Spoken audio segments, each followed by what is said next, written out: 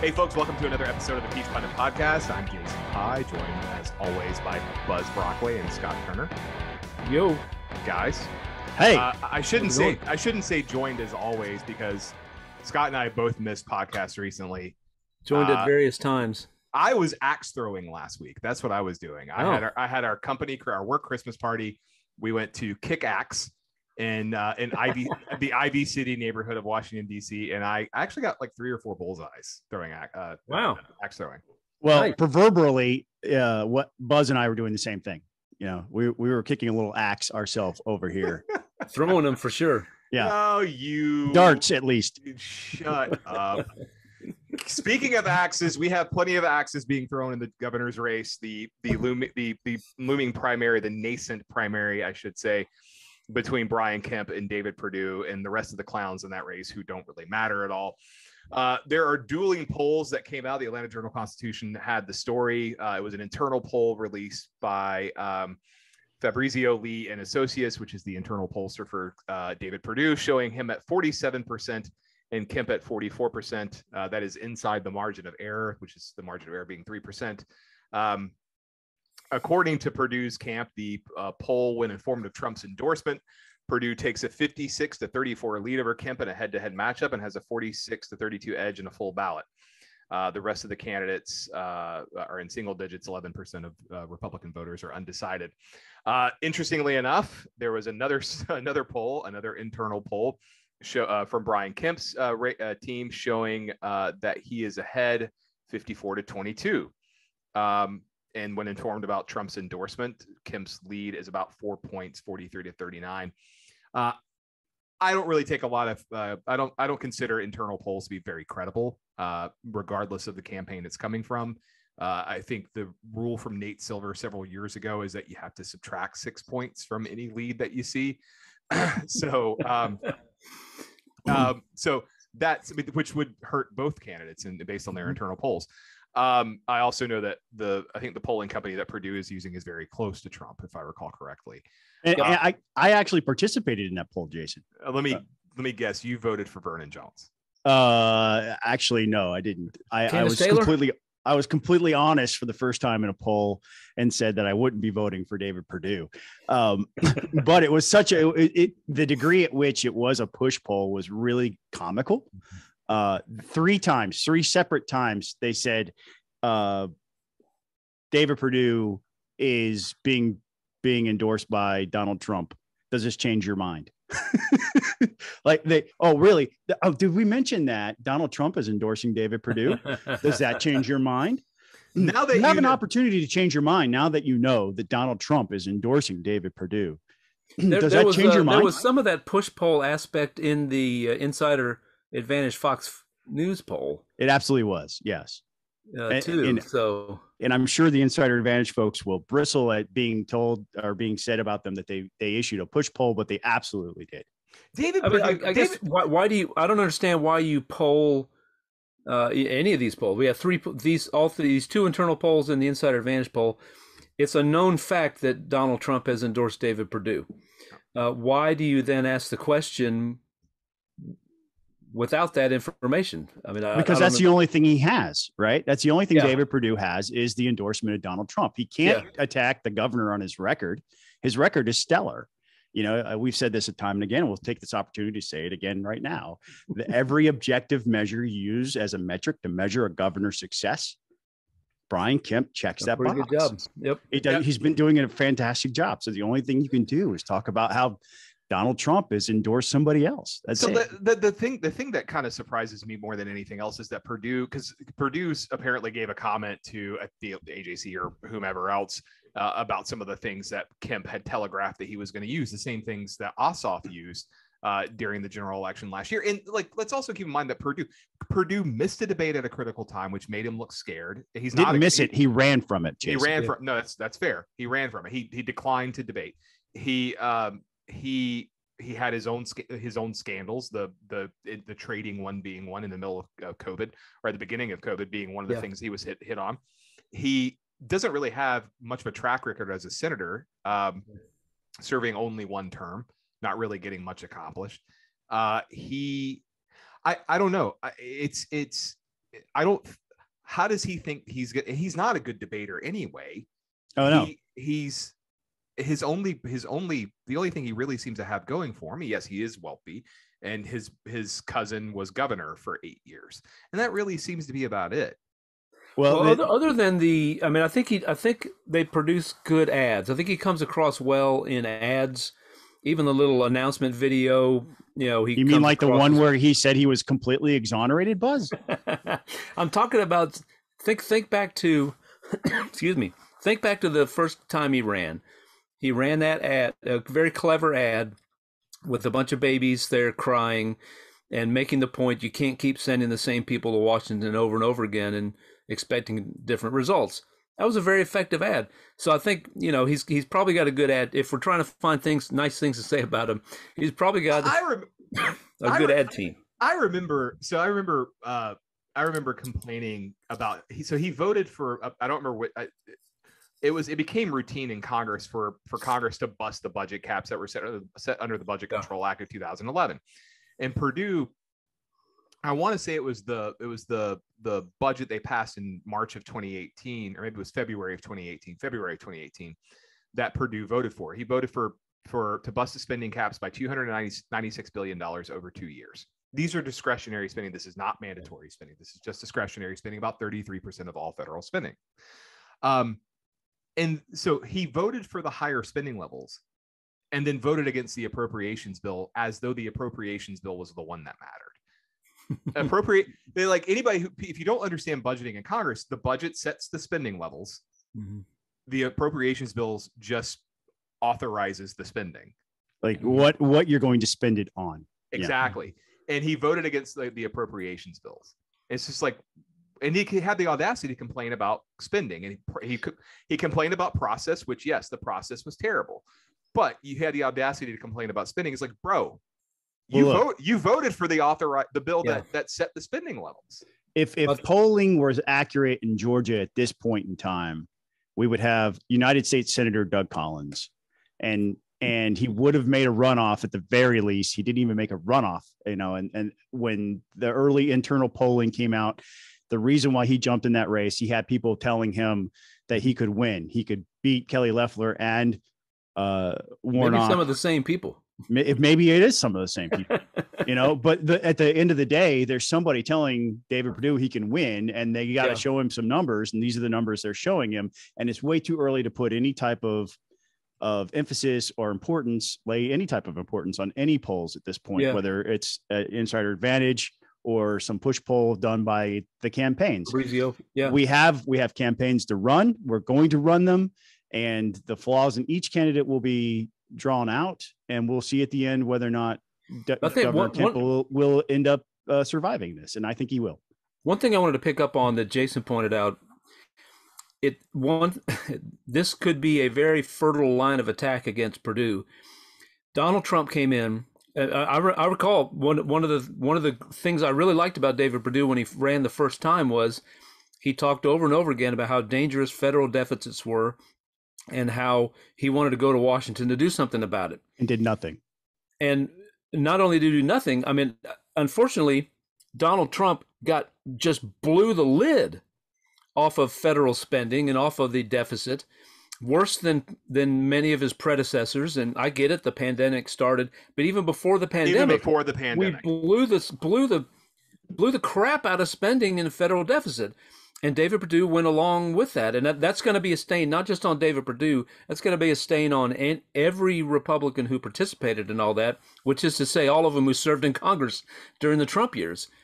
So I think another contrast. Brian Kemp can say every year I had to balance the budget. You just joined with Trump and blew the lid off this thing. No, and I'm actually going in to see the budgets that I want to see which budgets Perdue voted for. Now you got me interested, and I'm not going to be able to get off this now. But you're going to have to because you have a podcast to do. I know. I'll have to do it later. Since we're on the topic of David Perdue, he has apparently joined a lawsuit in which he wants access to the ballots in Atlanta.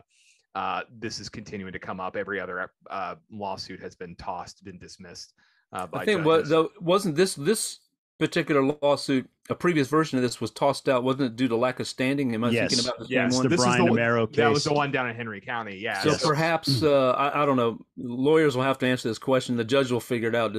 Perhaps David Perdue has standing as he was a candidate on that ballot. I believe he will have standing, but which is probably why he's doing it. Yeah, but let's let him. Yeah, the thing that I don't understand.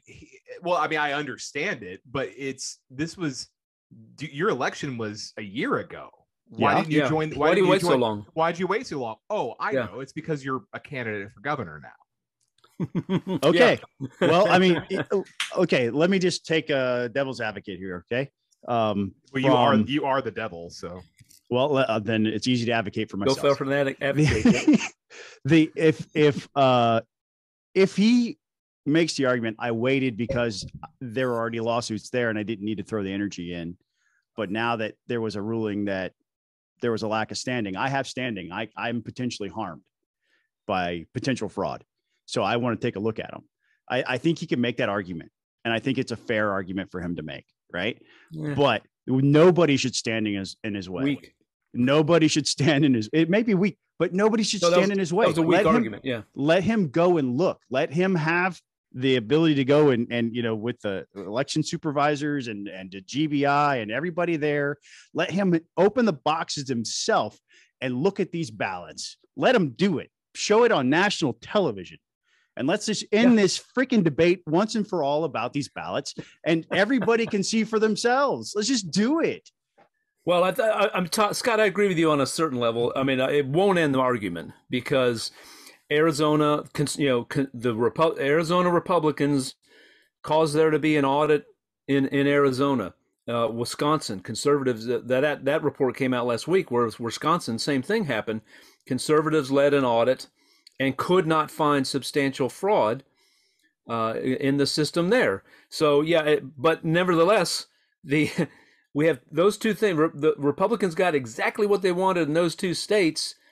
Couldn't come up with any evidence, but the Stop the Steal stuff is so strong that a former U.S. senator is challenging a successful governor with the help of Donald Trump and all of his minions who are pissed off and butthurt about the election. The more we look at these, like the Arizona results and the Wisconsin results, have pulled people back away from the narrative that the election was stolen in those states. I don't disagree with that. I think so. You will never get 100%. Mar-a-Lago will never stop. Well, that doesn't matter. I'm looking at the hearts and minds. He commands a huge audience, so that's the problem. Yes, but you chip away at it with fact, and you don't hide anything, right? I had this debate yesterday with a longtime party activist who was like, nobody should be covering up anything. If somebody accused me of financial wrongdoing as a banker, I would open my books and say, come look.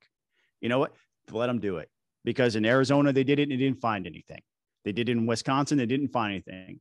When they come here to Georgia, they'll do it and they won't find anything. And you know what? People need to see that. They need to see it. And there will be enough people, I think. All right. So let me finish, Buzz. Let me finish, buddy. There will be enough people, I think, that will see the truth through fact. I mean, you can't argue with the fact that you're letting them actually see the ballots. I think it's brilliant. I think if I had the authority, I would just let them do it. The counterpoint to what you're saying is no matter what fact you put in front of them, they're always going to find a conspiracy theory. A certain amount of people, yes. Let me finish. That's the world in which we live right now, is that people are finding conspiracy in literally everything that's done, whether it's COVID, whether it's the election, no matter what it is. People are finding conspiracy. This is why we have QAnon, which is the most asinine thing any of us have ever heard.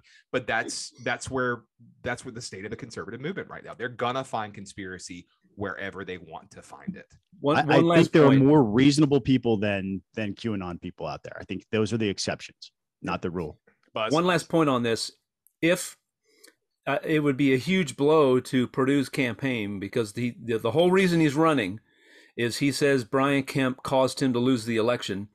If this lawsuit happens and he gets to examine everything and they don't find enough fraud to overturn it, what's the point of his campaign? Yeah. Amen. Yeah.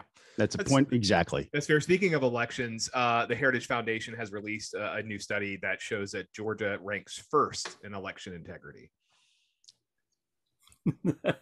Wonderful timing by the Heritage Foundation, huh? Yeah, no, I wonder. I'm waiting. But Trump says the bill sucked. Yeah, but I'm rhinos, those rhinos over at Heritage, how dare they? Well, look, I mean, and this goes back to what I was just saying. I mean, it's if Trump puts out a statement tomorrow saying that the Heritage Foundation are fake conservatives. I mean, the Heritage Foundation has existed for 50 years or something like that. It's been around a long time, and it has always been considered a beacon of conservative thought. Yep. Although I will say that it's not so much anymore, but I still have some friends who work there who I love dearly. John Malcolm being one of them. But it's not what it used to be. That said, it's pretty, I don't know. If Trump fired off the statement tomorrow that questioned the Heritage Foundation, conservatives will question it. Not every conservative would, but go ahead. Most of them would. Well, this is kind of the same point as the last discussion we just had.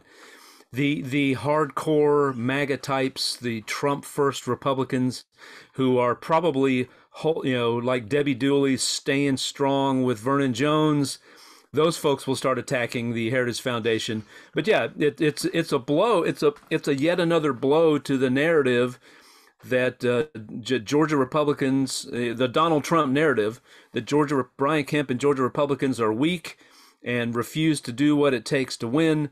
When the bill that was passed caused us to be this strong, according to, and look, Heritage has had Hans von Spakovsky, if I'm saying that right, a Georgian who's become an election integrity expert and has advised many states over the years on how to structure this.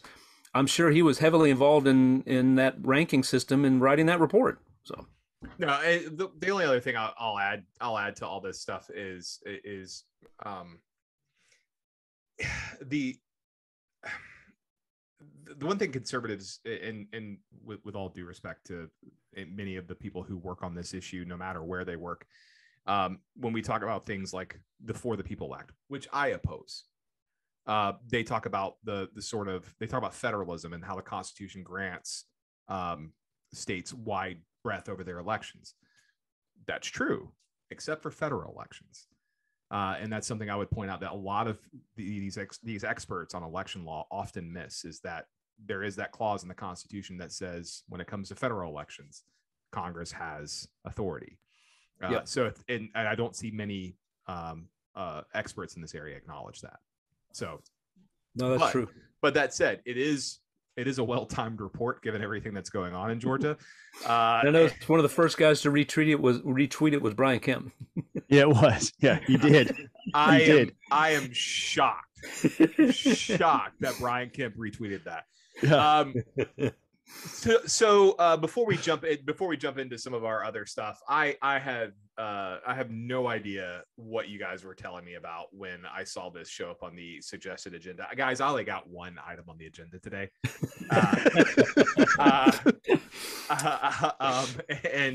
and that's because when Scot sends the agenda, literally Wednesday afternoon, like noon, 1 o'clock, Scot will send the agenda through, its proposed agenda. He's like got 5 or 6 topics already listed out. He's like, anybody got anything else? It's like, well, shit, that's the full hour right there. Well, it's also so you can delete things from them as well. You don't have to talk how about often this. do I actually delete stuff? Well, kind of sounds like we need a more formal process for submitting items for the agenda. Yeah, I'm going to start now that I know I can reject stuff, I'm going to start rejecting stuff. We're becoming like a city council that said, no, the agenda is frozen and you are not on it. Yeah. We're going to start running the podcast under parliamentary procedure. This is the agenda for tonight. I'll approve. All right.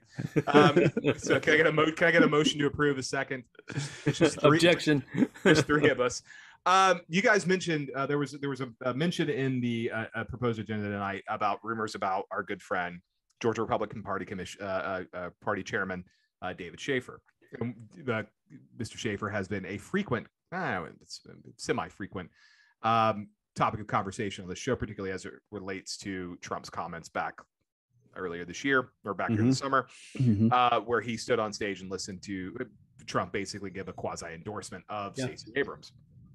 Yes. And Shafer has done everything he can to bow down to Trump at every opportunity. So I'm curious, what are these rumors?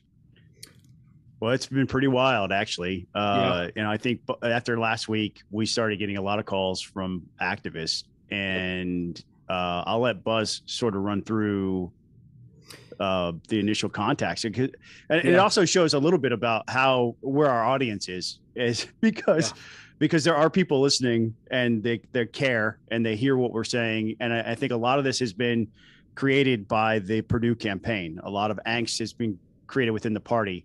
You know, I had this piece a couple of months ago, right after the Perry rally, where Trump said he would be okay with Stacey Abrams being governor over Brian Kemp. And when I said that's not cool, that the party is apparently stoking the flames of dissent, Buzz and I started getting a lot of calls from party activists, longtime friends of ours. So I'll let Buzz kind of lay it out. Wait, real fast. I just found one of the votes. The budget for my God. No, I had. Dude, we moved on 20 minutes ago. Yes, this is the stuff people tune in for. Give it to us, Jason. The budget from the budget that was passed. This would have been the Bipartisan Budget Act of 2019, which had the even bigger spending cap increase. I think it was like $320 billion. Perdue voted for it. Fiscal conservatism in action. Fiscal conservatism in action, and then he voted for the one in 2018 too that had a $296 billion increase spending cap increase. Anyway, I will get off that now. Go ahead, Buzz.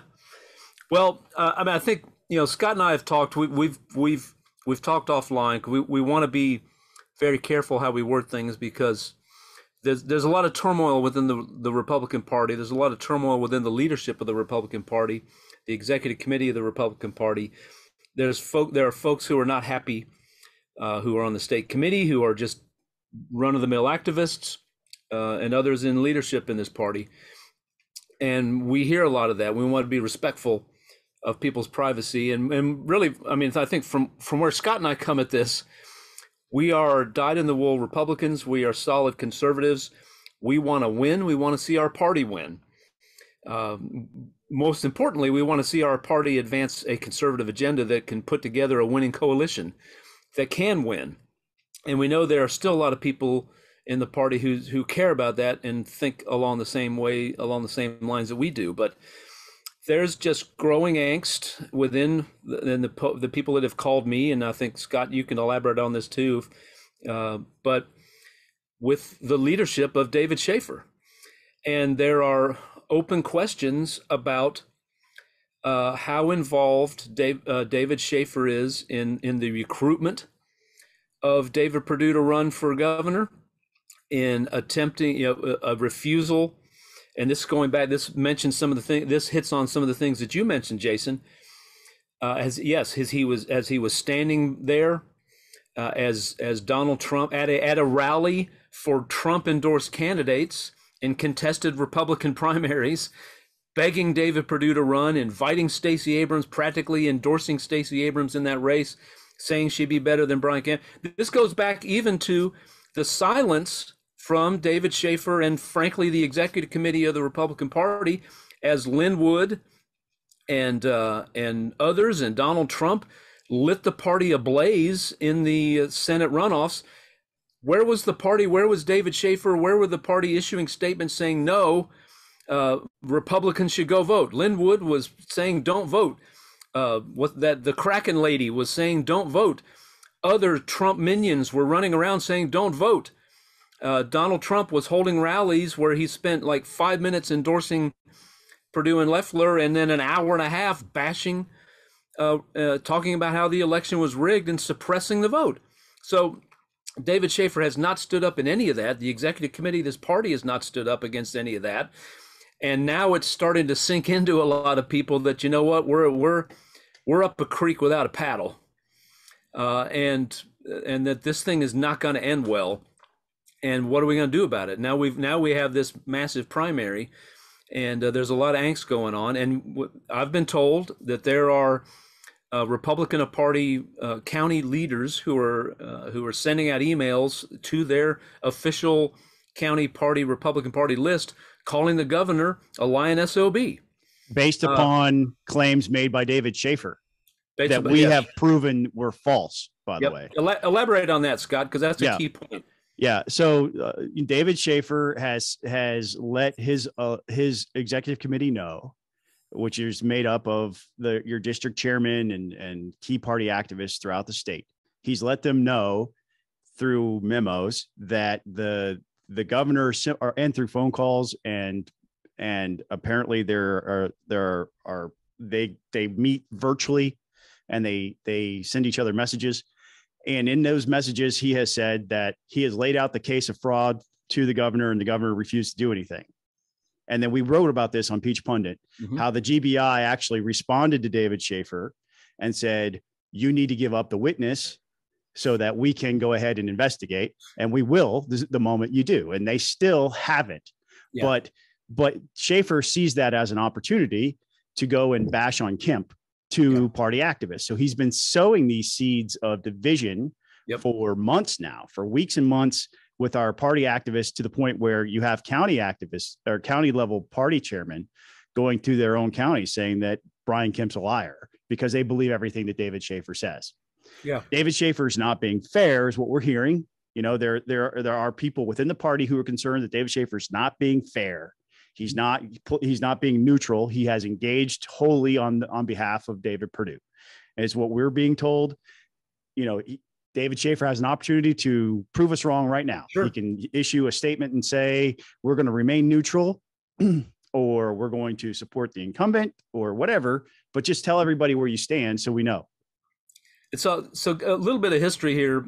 Y'all remember this is going way back, and this is still a rule in the party that in the Republican Party that a Republican Party official cannot endorse a candidate against an incumbent Republican. That's pretty standard in every party. Right. And there's a reason for that, because you just can't have chaos all the time. Right. Sending out an email saying that Brian Kemp is a lying SOB. Now, I suppose that's not an endorsement of a different candidate, but there have been party officials removed before over this sort of thing, going all the way back to when on C-SPAN I watched the 9th District Republican Party chairman endorse Pat Buchanan over George H.W. Bush. A couple weeks later, he was gone. So it only matters. And look, I mean, I have no vested interest here, but it only matters if there are members of the party who are willing to call for either Shafer's resignation or get the votes to oust him. Right. That's the only reason it matters. And look, and they probably don't have the votes to remove him, quite frankly, because because they're all so many of them are in the grips of this Trump paranoia, Trump mania that Brian Kemp caused the election to be stolen. Right. And that's kind of what I'm getting at the very least, though. And look, as someone who is disinterested, and you guys know, we've talked about Governor Kemp on here plenty of times where I've given my opinion on him. I think he's a great guy. I think he's a very, very nice guy. Have I been entirely pleased with everything he's done? No, I think he handled the pandemic as well as he could have. But, I would like to see him do things on some of the issues I care about. And he's done a little bit here and there, but I want him to do more. But, am I going to vote for him next year? Probably not. I'll probably vote third party because I'm kind of freaking tired of everybody. That said, as an outside observer who's watching all this stuff go down, Shafer is putting his finger on the scale, and there is no denying it. Well, he needs to stop. I mean, as a party activist, as a Republican who cares about the direction of our party, he needs to stop. He needs. Scott and I can say these things because we're not in positions in the Republican Party. He can't force us out. But he's trying to force other people out, apparently. Yeah. And he needs to stop doing that too. Start working with the people and bring our party together. You've already sown enough seeds of division. You have a chance to reclaim your legacy right now, or ultimately you're going to be part of the downfall of our party. I mean, if you had anything to do with David Perdue getting in, the blood that's going to be spilled over the next 8 months is on you. No, and that's the thing. I mean, if Kemp is battered coming out of this primary, if he wins, and he doesn't have a ton of money that he would have otherwise had. I mean, sure, Perdue and Shafer and others are going to be the ones who get the blame. Trump too, but if Perdue wins this is the thing Purdue's got to understand. Kemp's going to hit him on the same things Ossoff hit him on because it's fair game. Sure. But do you think? And it worked. And it worked. Do you think Abrams is going to spare you from that stuff? No, and she's way better at it than Ossoff. Way better at it than Ossoff, and we're going to hear about it ad nauseum. Yep. From May onward, that's all we're going to hear about for 6 months. Is how dishonest and untrustworthy David Perdue is, because he was, while the pandemic was raging and Americans were losing their jobs, he was trading on the low key, trying to make sure he didn't lose a ton of money. That's going to be the narrative, because that was the narrative last year. Yep. And I was totally exonerated. And you're stupid to think otherwise. But I was totally exonerated. I don't know if I'm supposed to talk about this or not, but what was it, September, Scott, when I called you and said, hey, you'll never believe who I just saw inside this restaurant in Washington, D.C.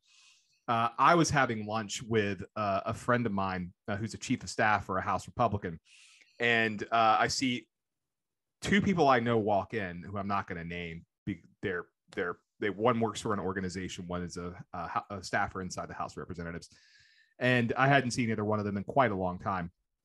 And then they introduced me to a fellow Georgian by the name of Philip Singleton, who we have talked about on this podcast previously. Mm-hmm. And I called you. I was like, is he running for Congress? Because the people he was meeting with only really meet with people who are running for Congress. As it comes to find out, he was starting a chapter of the Freedom Caucus here in Georgia. And part of me wants to say the Freedom Caucus of what it was intended to be, or the Freedom Caucus as it is now. And I'm friends with several House Freedom Caucus members at the federal level, but good Lord. But apparently there is now a Georgia Freedom Caucus, and it has several members, Charlize Byrd being one of them, Philip Singleton being another. There's even a couple senators who are involved. So it's not a House Freedom Caucus. It's just the Georgia Freedom Caucus. Mm-hmm. Georgia has had iterations of this in the past. We had the 216 group back in 2005, 2006, 2007, maybe even longer. I don't remember. And then we had obviously Appeal to Heaven, which you two fine gentlemen were both members, or I guess, I don't know if it was an official group. I don't know. How would you define us as members? I don't know. That's why I stopped myself. I don't know if it was an official group or not, but I know you guys all had the Appeal to Heaven lapel. You have to tell people what Appeal to Heaven is in order to understand. I mean, because look, there are a lot of people listening that have no idea what you're talking about. And Buzz was there before me, so he would be more qualified. Oh my God, kiss my ass, Scott. Buzz, go ahead. So, my brother-in-law, then State Representative Stephen Allison, history major from VMI, was looking through something and saw the Appeal to Heaven flag, and this was George Washington, one of George Washington's flags, used in the it's upside down, but used in the Revolutionary War. And it has to do with the tree represents trees that were used, that the colonists would harvest, that were very straight trees, that were fantastic for making ship masts. And the British were coming in and saying, you can't, nope, you can't do that. The Appeal to Heaven is a phrase that comes from John Locke that says that when you can no longer make your appeal to government, you make your appeal to heaven. And that's kind of in fitting with the mood of the colonists that our government has let us down, and we are making our appeal to heaven.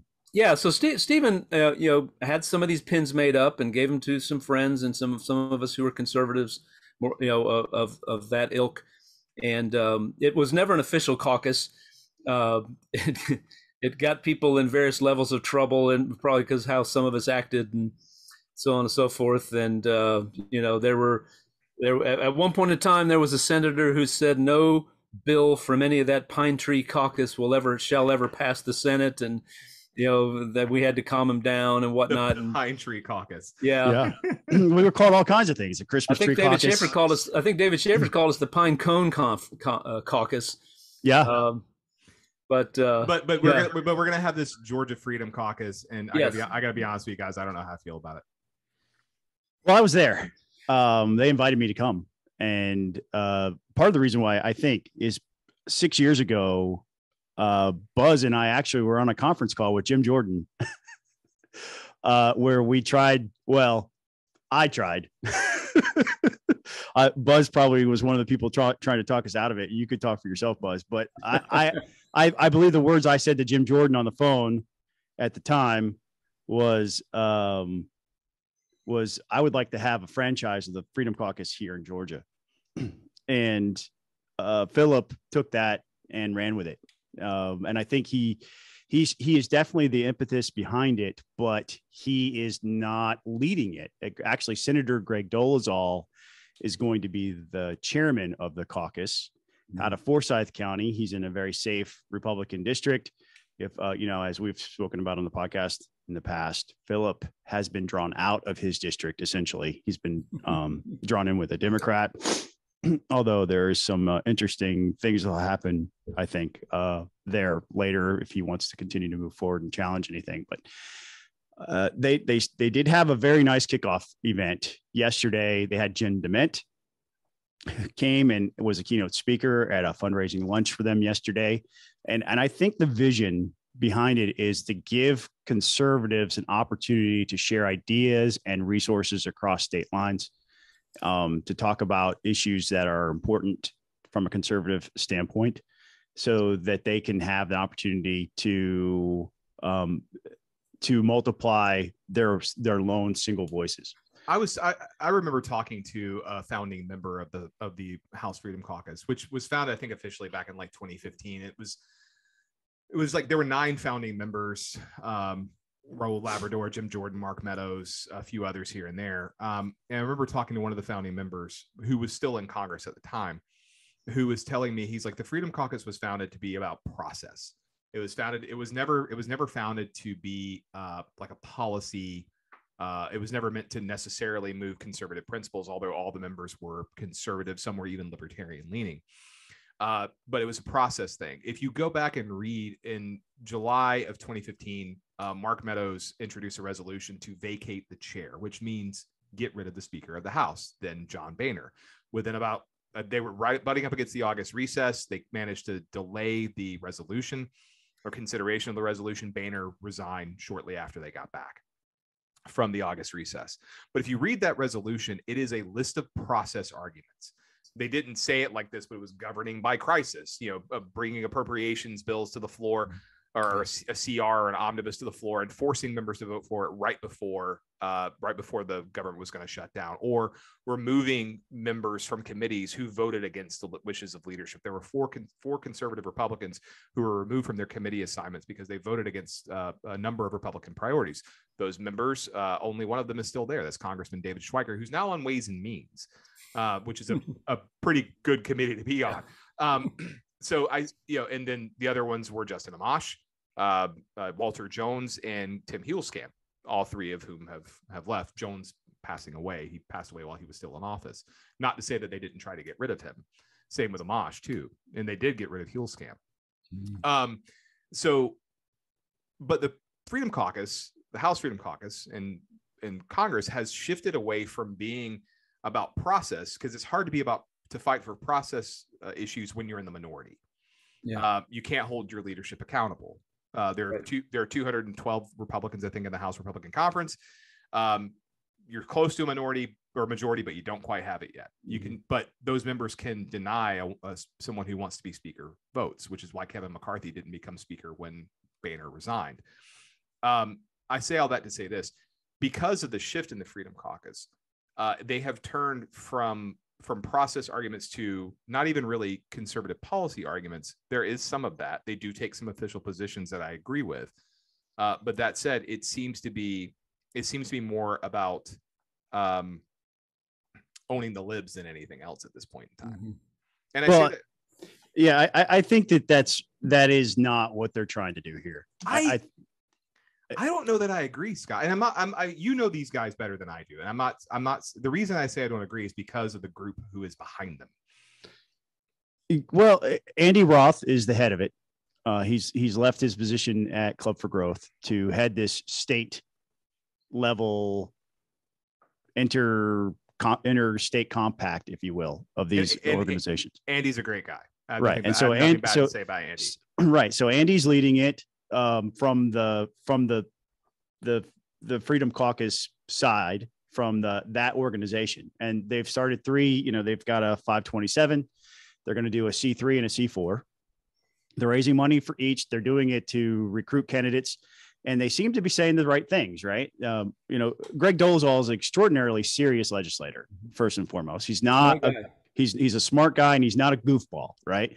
So they've chosen an articulate, polished, conservative leader for the organization, and he's going to do very well. So we're not, look, I know that the 3 members of the House Freedom Caucus from Georgia are Jody Hice, Marjorie Taylor Greene, and Andrew Clyde. Mm-hmm. And everybody has mixed emotions about every single one of those people, right?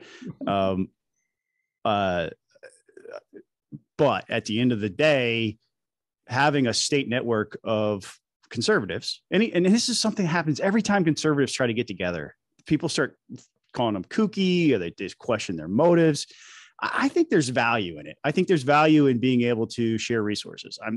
And especially when it comes time to start recruiting candidates, during his kickoff speech yesterday, Greg Dolezal said, he asked, when we're recruiting candidates, we're going to ask them, what is the purpose of government? And the answer is in the Declaration of Independence, to preserve the rights of individuals.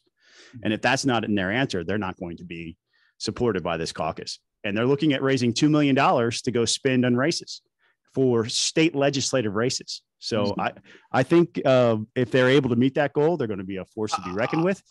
And, I don't think you should just poo-poo them just because of the experience in DC. I think it's going to be a separate type of group. I'm going to let Buzz get in here, but I'll just say, look, my opinion is based on years of having, or the years I've worked with the Freedom Caucus. And what I saw was a lot of political messaging and not a lot of substance. Maybe it'll be different. I'm not saying it won't be. I'm jaded. And I think anybody who's watched this podcast or listened to this podcast long enough knows I'm jaded. Buzz. Well, there's good reason to be jaded these days, but I'll be interested to see, because I have a lot of respect for Senator Dolezal. Many of the other folks in there, I don't know Mr. Singleton, Representative Singleton, that well. He's a newer. He came on. He got elected after I left, but I've met him, talked to him a few times, and I know he's done battle with Speaker Ralston, of course. But several of the other folks who I saw in the photos, I've served with, and I have a lot of respect for. I think, I guess a couple of things. It might have been better to come up with a different name. I mean, it's tough to form these kind of caucuses because, as people immediately start to make assumptions about what they're about and what they're going to do. And Scott, you remember when you're in the legislature, you start getting labeled. Guilt by association is a big deal in legislative bodies, especially 180 in the House and 56 in the Senate. So I don't know.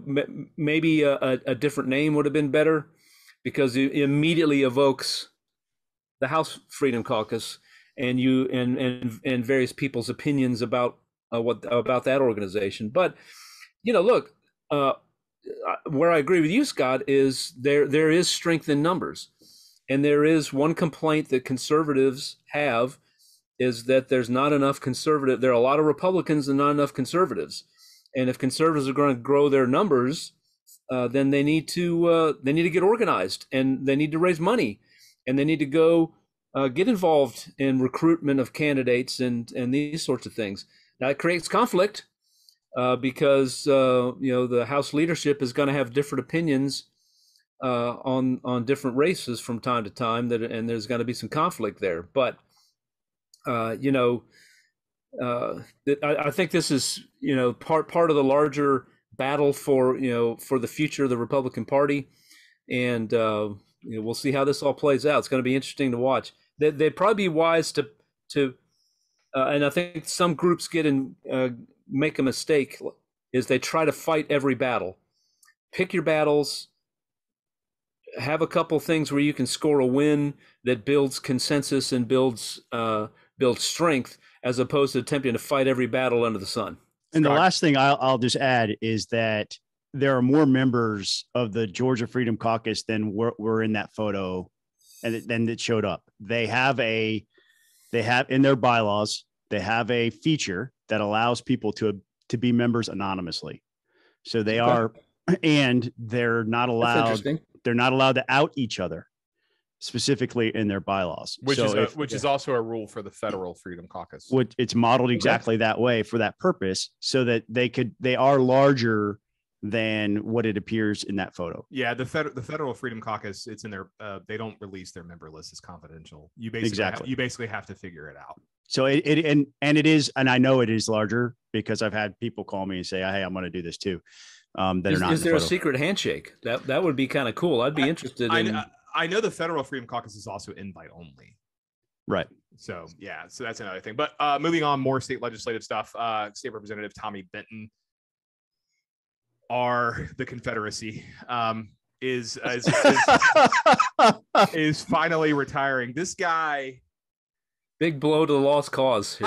I'm sorry. What the actual fuck, man? This guy has, like, he should represent the League of the South. I mean, that's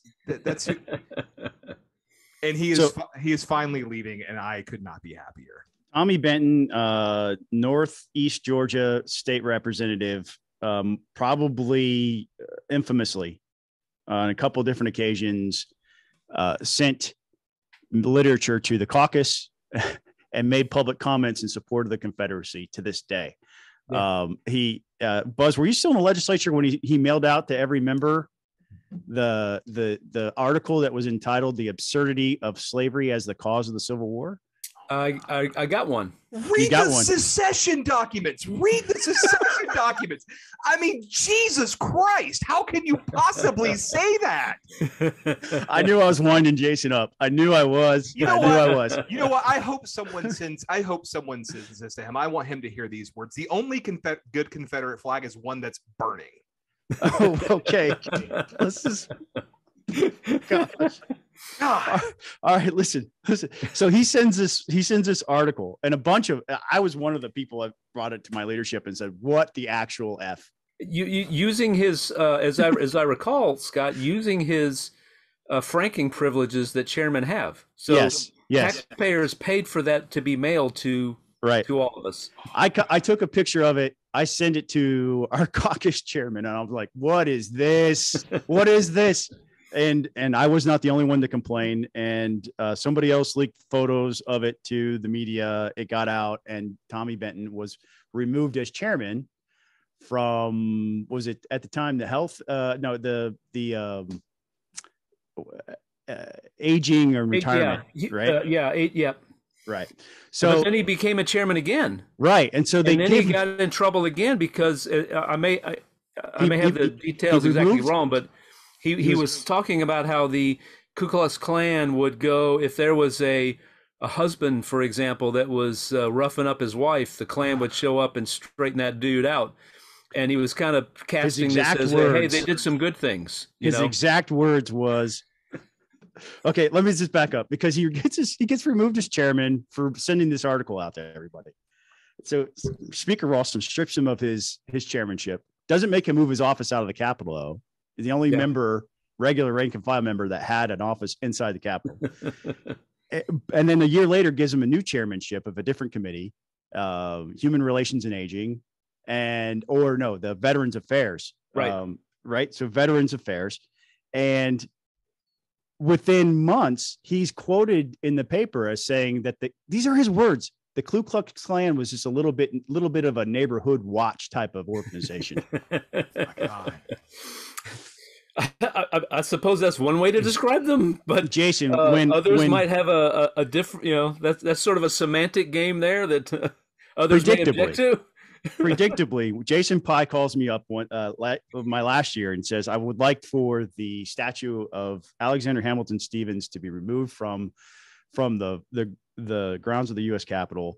I file a resolution to replace him with Martin Luther King Jr. And predictably, Tommy Benton comes knocking on my door.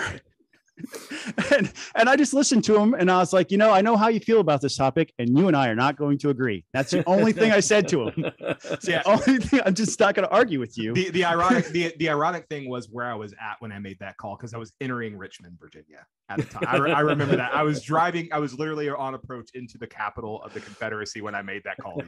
So one more time.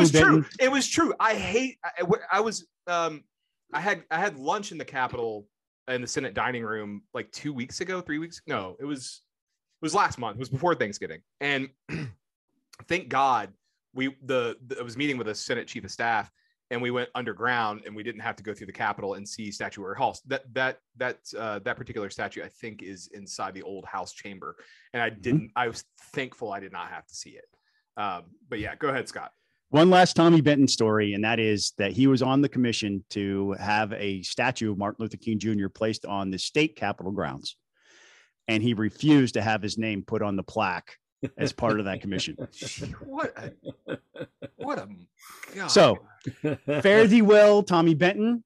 Fare thee well. We wish you nothing but the best, but thank God you're not going to be in office anymore. Don't let the door hit you in the back on the way out. And which, interestingly enough, I had not been made aware of this until Tommy made his announcement, but he had been drawn into the same district as Emory Donahue. And so Emory now has an uncontested, he's not been drawn into a district with another member. It would have made me want to give money to So, Donahue. and Emory is a solid conservative that is a prolific fundraiser. He usually has six digits in his campaign account at any given time. The only thing you got to share it much. The only thing you got to say to me to get money from me is that I'm not a racist. Emory's a good dude. Or I'm trying to take out a racist. And all right, aside from all of that, Tommy Benton was one of the chief opponents to any attempt to expand school choice in the state of Georgia. So true. Yet another way former middle school history teacher from Republican orthodoxy. So Jesus. Yeah. So back in some with some economic development news here. Actually going to benefit near where I live because it's out this way. Where I get my haircut, because I get my haircut in Social Circle. I don't know if it's a car manufacturer name, but anyway, there's a company called Rivian, which I have never heard of before, who is expanding their manufacturing operations, electric vehicles, out in Morgan. I think it's Morgan and Walton counties. Mm-hmm. It's supposed to be a $5 billion new electric vehicle plant. That's some pretty notable economic development news. I do wonder how much the state's giving up to get that. Yeah. Because I remember that deal Kia made 3 miles from the Alabama border, where Alabama's workforce being more suited for that sort of thing. But this is a good 100. This is 100 and something miles away from Alabama, and also about 100 something miles away from South Carolina. So that said, this is pretty decent economic news. Granted, again, the caveat, the state probably had to give up a lot. Buzz, 7,500 jobs. So this is good news for the economy of Georgia. And I'm as a nerd, this kind of stuff fascinates me. I happened to be at the Capitol one day last year, right before the pandemic, and they had this really cool looking truck that they build there. That's all electric truck, and they were showing it off. And little did I know that was probably the beginning of the negotiations to bring that facility to Georgia. So good news for an area of the state that needs, could definitely benefit from economic development. They have a nice looking SUV and a nice looking truck. Yeah. I don't hate it. I don't like electric vehicles because they're given my drives, I need to go 650 miles and they can only get me about halfway there. Scott, you got anything? Yeah, that's the thing that they're going to have to get, they're going to have to improve, but it gets better and better. The batteries get better and better every year. So yeah, Scott, you want to add?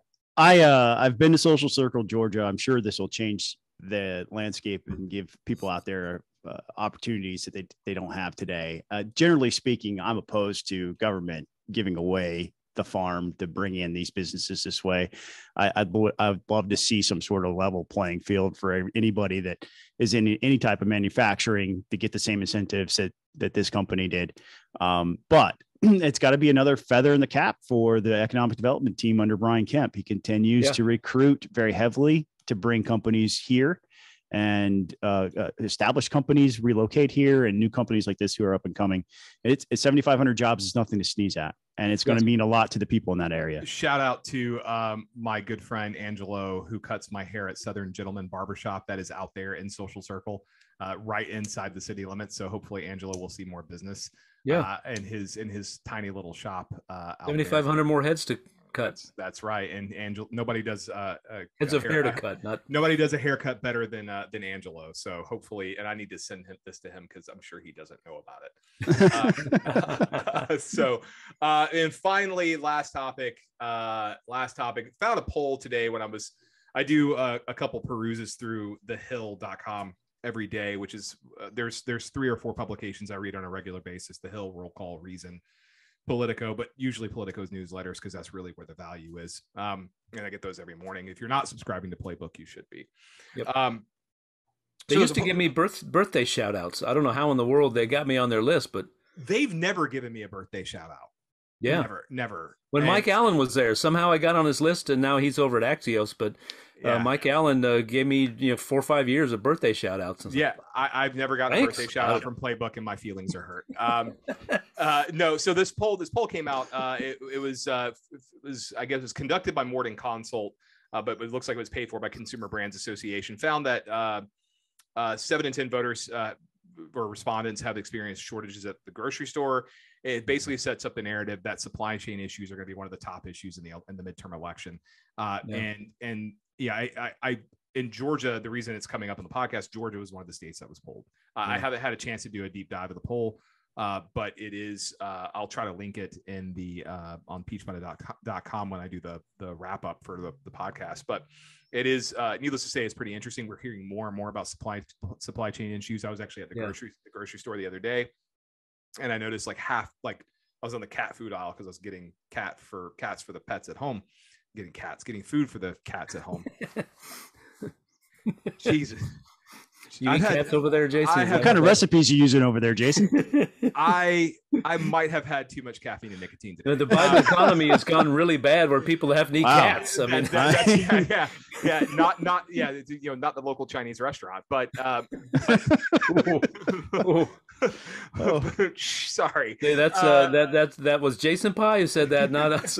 I was kidding. It was a joke. I was kidding. Direct all hate mail to. It was a joke. Anyway, assholes. No. I was noticing on the pet food aisle that more than half the cat food that would usually be there, but it was the aisle was mostly empty, and you're seeing that more and more. Whether it's the things I buy at the grocery store are typically pet food for me, and I've even run across things I buy on a regular basis because I really like lean cuisine cauliflower crust pizzas.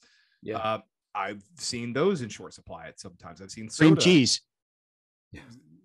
I don't eat cream cheese, but if I did, I'm sure it would be in short supply. I've seen soda in short supply. I've seen the breakfast foods in short supply too. Yep.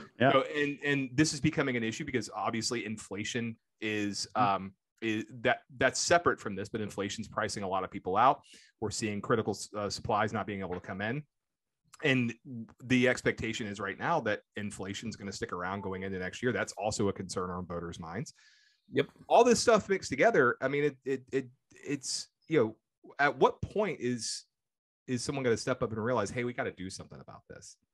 Well, Jen Psaki is saying it's the greedy meat conglomerates that are responsible for this.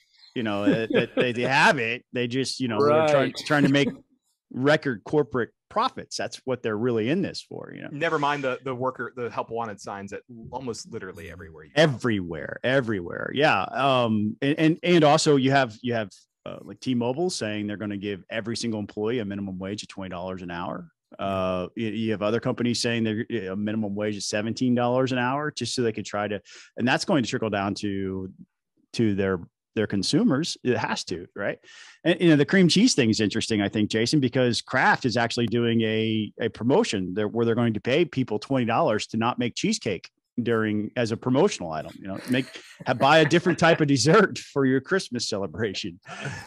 But I think this is Joe Biden's America. The Cheesecake Factory is the hardest hit. Who is that? But have you ever had a Cheesecake Factory slice of cheesecake? I don't think I have. I have. They're delicious. I like the meals. I actually had one I actually had one like 2 weeks ago.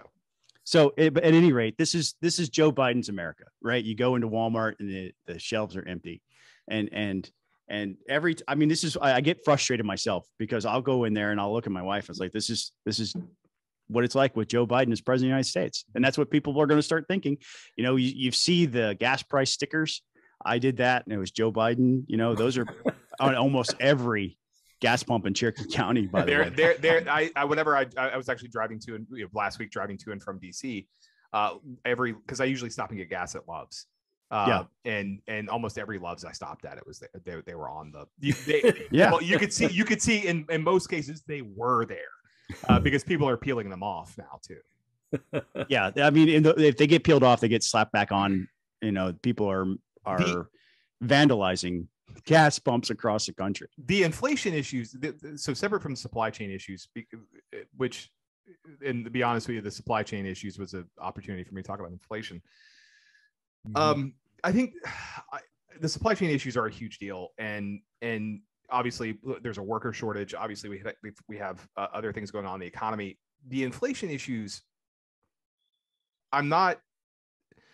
I think they wouldn't be as bad, because obviously we had Biden, who came in February, pumped out a reconciliation bill that put more money in people's hands, but that was the same thing Trump wanted. Mm-hmm. The amount of the checks were the same thing Trump wanted, which was an obvious election gimmick for Trump. He wanted more than what they gave.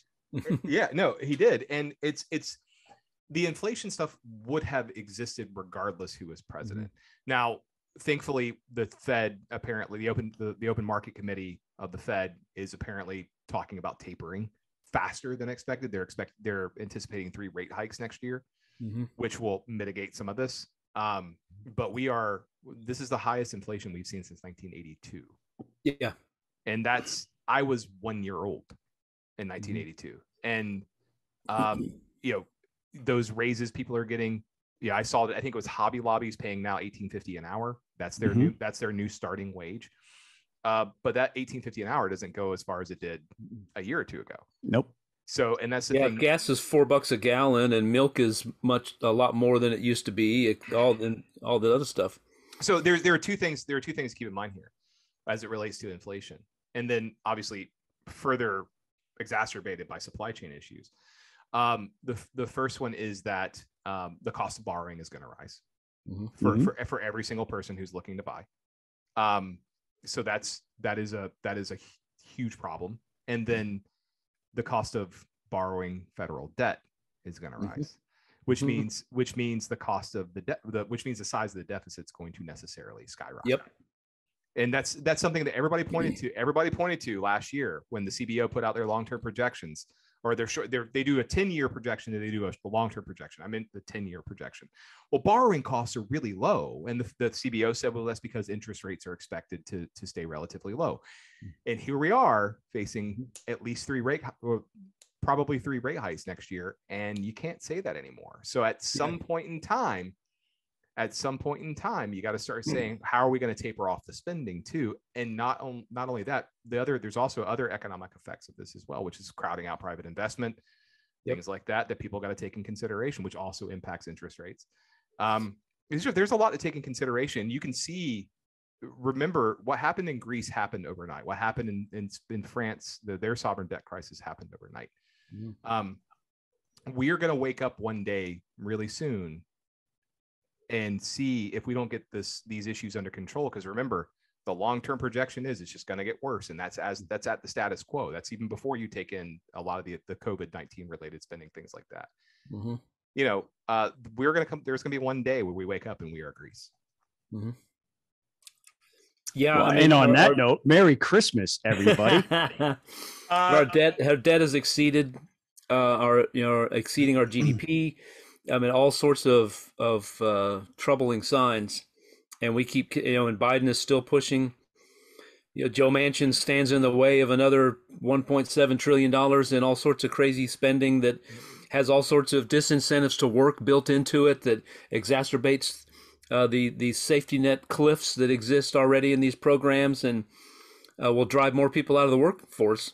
And a lot of the things in that bill, everybody keeps talking about that bill. Well, it's only $1.7 trillion. It's like, yeah, it's $1.7 trillion right now, but when we'll start talking about cliffs.